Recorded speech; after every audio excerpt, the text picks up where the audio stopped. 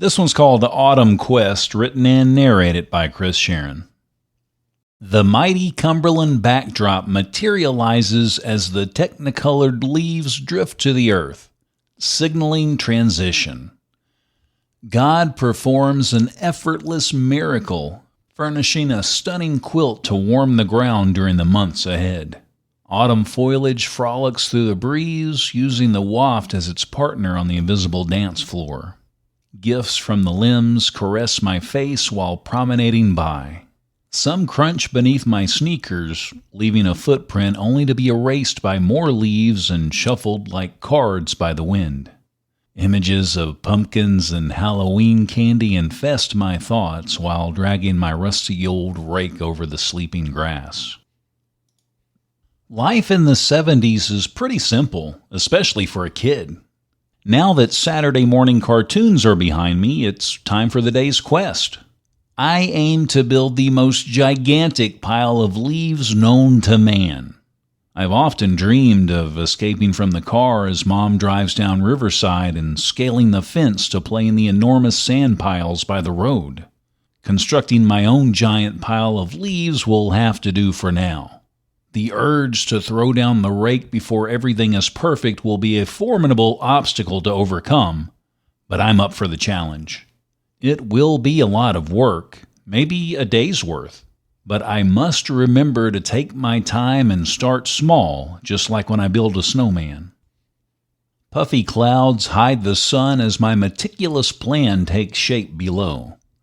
Tiny blisters form on my pudgy hands, but a little discomfort will not stand in the way of my creation. The sky grows darker and the breeze coughs up a gust and then another, funneling much of my hard work into the air. Loud booms erupt from heaven while electric spiderwebs decorate the atmosphere, advising me to call it a day. Mother Nature is no match for my ambition. Adrenaline pumps through my heart, sending shocks of inspiration through my veins as if it's copying the static light show overhead. It's not raining yet, I mumble as I rake harder and faster. The entire scene reminded me of watching Frankenstein on television the night before. Once the job was complete, I threw my tool to the earth. As soon as the wooden handle landed, thunder snapped as loudly as a gun, signaling runners to take off.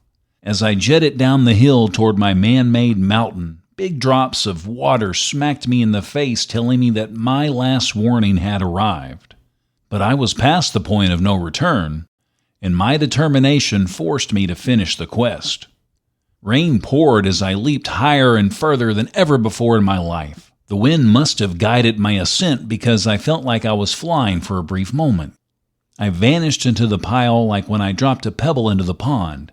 It was almost like I'd never existed at all. The darkness kept me company, and the smells of autumn gave my senses a chance to feast on the season. No light managed to break through because outside of my fragile fortress, it was as black as night. The soft raindrops striking the leaves sound like my mother popping the last few popcorn kernels before pulling the pot off the stove. Whenever I'd move my arms around, I imagined I was on the beach listening to the waves crash against the rocks. I still haven't seen the ocean, but I'm sure it's similar. The storm frightened me, but somehow I felt safe in the solitude. Only one thing could pull me from my bliss. A single sound struck terror from one end of my soul to the other, and it wasn't the thunder. I'd already grown immune to that. The sound I'm talking about would bring any gladiator to his knees or any supervillain straight back to his lair. My mother's voice grew louder and louder.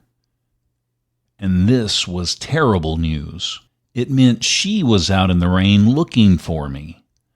I only had two options. I could stay put and hold my breath or face her wrath. It would be the same outcome either way, maybe worse if I hid, so I decided to give myself up. I emerged from the leaves like the creature from the Black Lagoon. The water hit my face, revealing a scared child while washing the mud into the collar of my shirt. Chris, get your butt inside the house. Do you want to catch pneumonia and die in the rain? My mother belted out as I made my way inside. She laughed at me later that evening and told me she also enjoyed playing in the rain when she was a kid. She made popcorn and we watched Abbott and Costello meet Frankenstein together. She knew it was one of my favorite movies. I believe it was her way of saying she was glad I got to have an adventure, but she still had to be a parent.